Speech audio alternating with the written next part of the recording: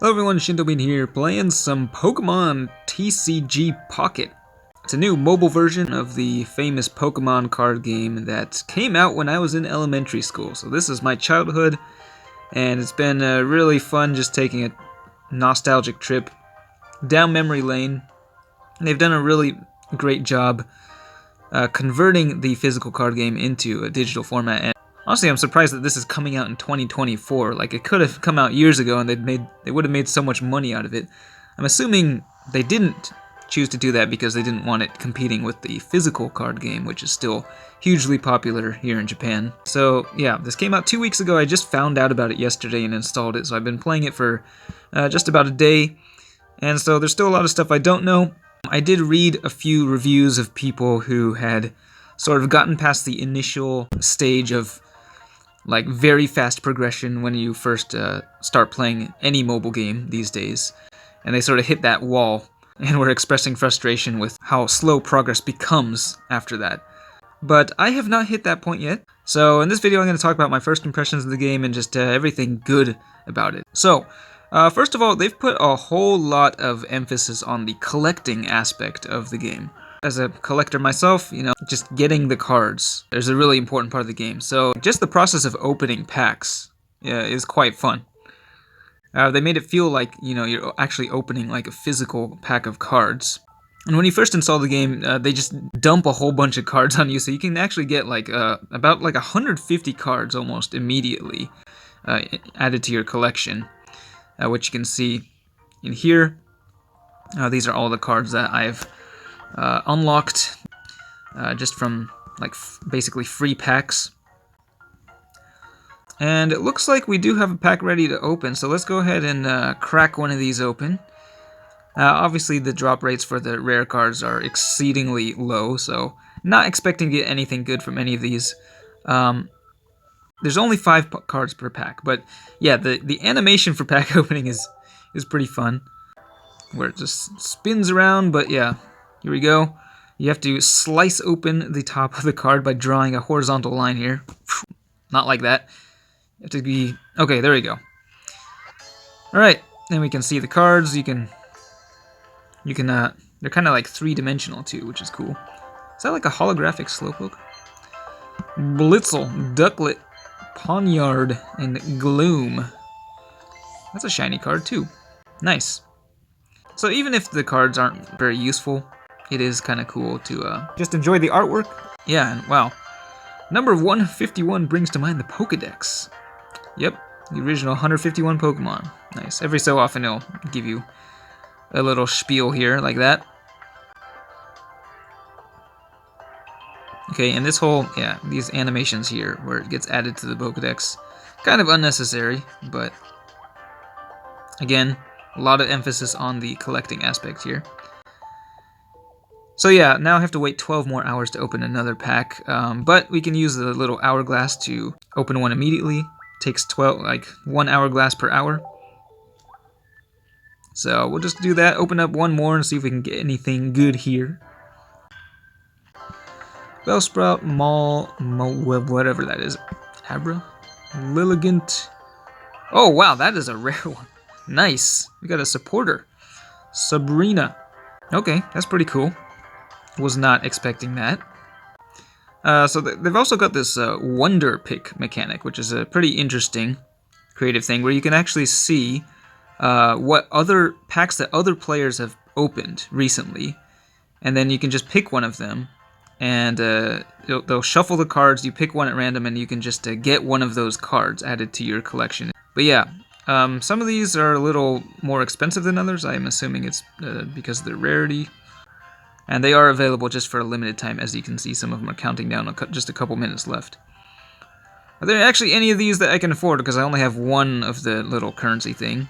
I think I might try my luck with this one. The ones I already have are like Graplocked and Farfetch'd, but I don't have any of the other 3. So hopefully I'll get one of those. So, yeah, they're just going to shuffle all these up. Pick one at random. And which one should I pick? We'll just go with top center. Tentacruel, cool. So I did not have that card. I do have Tentacruel, so actually that's really great. I can actually use it in the deck now. Awesome. And then you can send like a thank you to the player. You can also send friend requests. I don't currently have any friends in the game, but yeah, that social aspect is kind of interesting. Going along with the collecting aspect, you can also put like special cards on display. This is like a super, I guess, a rare card that I got from a pack, the Charizard EX, which this is actually pretty cool. So if you like hold on to it, I think this is maybe just the EX cards. It just triggers this like animation with music and movement and all kinds of stuff. This is just from the card. So yeah, that was a pretty big surprise. Yeah, and you can actually like pause it and play it again. So it's pretty cool. I don't know if this is it does this for like every EX card, but yeah, pretty impressive stuff. I've never seen a card game do anything quite like that before. But yeah, so there's that, and then there also you can make like these binders just to showcase other cards, and I think other players can look at these too. So that's kind of just makes the whole collecting thing a little more interesting. Yeah, so here in the social hub you can see like what other players have, and I guess you can like stuff and whatnot. And another kind of cool thing here is that actually it shows it in the player's like language. So these are, you know, the cards in Japanese, and you can, you know, zoom in, look at the cards. The Japanese names are so funny because, like, you know, the legendary birds or whatever. This one's Moltres in English, right? But in Japanese it's fire. Fire. Very creative name there. And then I guess in the future they're going to be adding trading, which is awesome as well. You don't really see that very often in digital card games where you can trade with other players. But yeah, that'll make it more interactive. Now moving on to battle mode. So this is pretty important, right? I mean, in addition to collecting, you want to actually play the game. And they've done a really good job of adapting the physical card game, making it like a simplified and a version that's better adapted to a mobile game. I haven't actually played the PvP yet, versus against other players. I think I'll save that for another video, but I'm just going to show you the solo match. So when you first start, you can play through these solo modes, starting with beginner, going all the way to expert. And then they also have limited time events up at the top there, which is nice. Before we go into the game, I guess I should show you kind of a little bit about what decks consists of. So these are a couple decks that I just created with the cards that I got from the packs. And they've made the deck building process really easy. If I just go here and build a new deck, so basically you can just choose a type. You can like auto build. You can choose the types that you want. You can select up to 2 types apparently. But yeah, for example, if I select Psychic and Lightning, and then I'll just fill my deck with those cards. It can add colorless ones as well as like trainer cards. But then you can very easily just, you know, take cards out that you don't want and then add more cards that you do want from your collection. And I guess you can also add more than 2 colors, but then it gets a little bit risky because you might not get the energy you want for those types. So yeah, the deck builder, really nice. Deck is only made up of 20 cards, so it's pretty easy. So I tried out this match once with the generic Rapidash deck that we were given at the beginning and ended up losing, so I think instead we'll go with a rental deck. So this is another interesting mechanic where you can unlock these decks. You can only use them a limited amount of times apparently, like 10 times. But yeah, we'll try out this Charizard EX deck and we'll see if that will get us through this match here. Okay, the coin flip to see who goes first. We'll be going second. I'm fine with that. That means we will get to attach an energy and attack on our first turn. What do we have here? I think we'll throw this one out as the active Pokemon. We can fill the bench with up to 3 other Pokemon. Guess we'll throw down this Rattata here. Charmeleon, nice. Okay, let's start the battle. So, Salandit versus Execute. So the opponent's going first, but they cannot put an energy on any of their Pokemon. They got some trainers, drawing some extra cards there. Got a Pokeball, which adds a random Pokemon, basic Pokemon to the hand from the deck. Got a Chansey on the bench, so not looking too crazy. Oh, I've never seen this one before. Kind of useful if you want to retreat your stuff. Let's throw some Pokeballs of our own. Get a random basic Pokemon, Charmander. Yeah, that's what I like to see. So we'll throw that one on the bench as well. Use another Pokeball. Okay, Ponyta, yeah, we'll throw that one as well. This is a pretty decent deck by the looks of it. We'll add the energy to our active Pokemon. We'll use Scratch. The enemy is weak to fire, so they'll be taking 20 extra damage, so 20 plus 20 equals 40. Almost enough to knock out the enemy in one hit. Not quite enough, though. Those other colorless Pokemon, though, on the bench, they are not weak to fire, so yeah. Ooh, Executor just evolved into a much stronger one. Stomp, 30 plus another 30 damage for the heads there. That's enough to knock out my dude in one hit. Yo, that is not cool.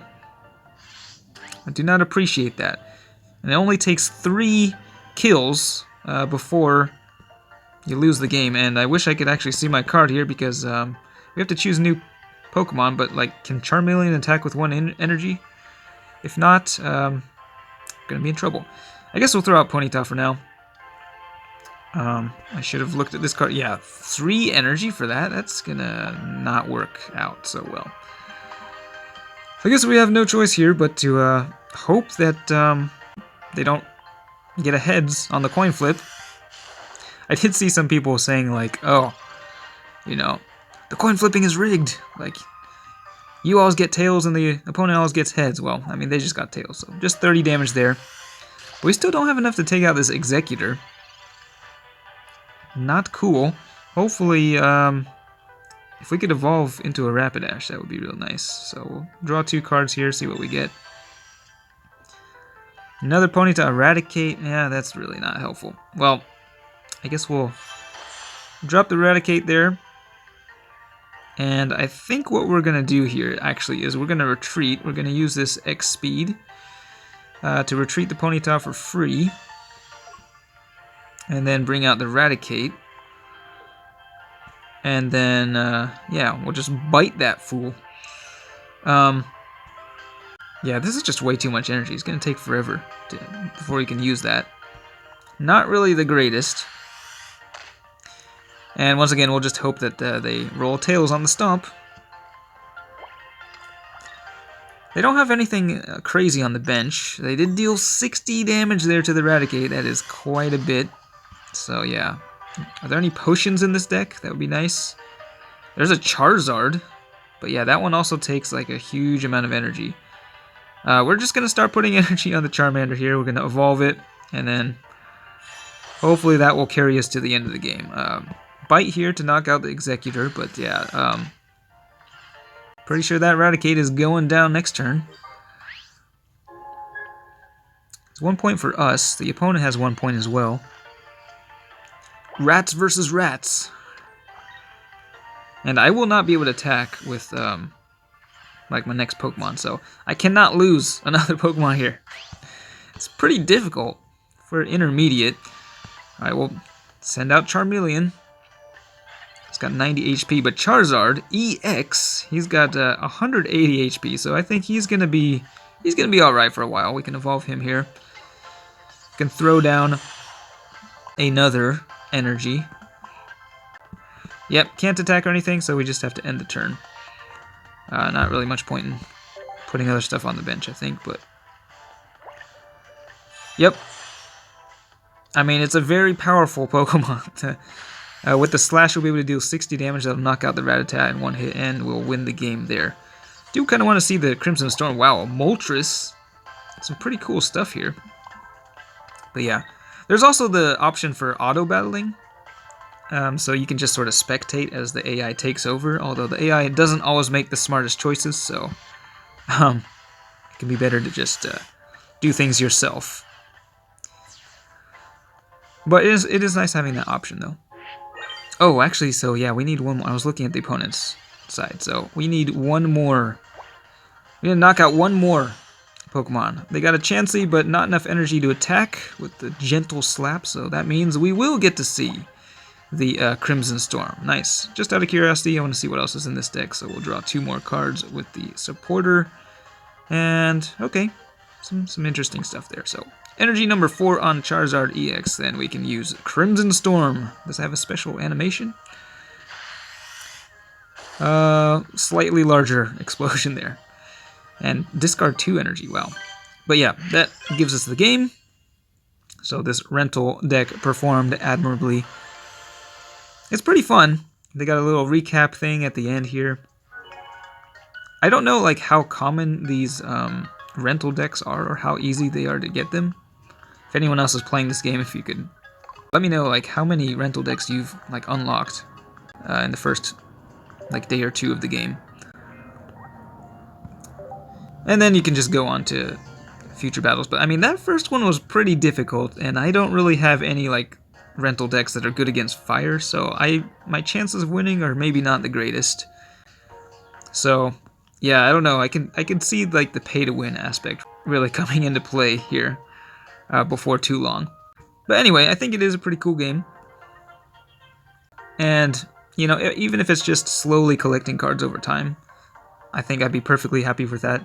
Like, the nostalgia factor is really big here. A lot of really beautiful artwork, so it's just fun looking at the cards, even if you're not, like, actually playing the game, so. But yeah, let me know what your thoughts are, whether positive or negative. That's it for this one. Thanks for watching, and I'll see you next time.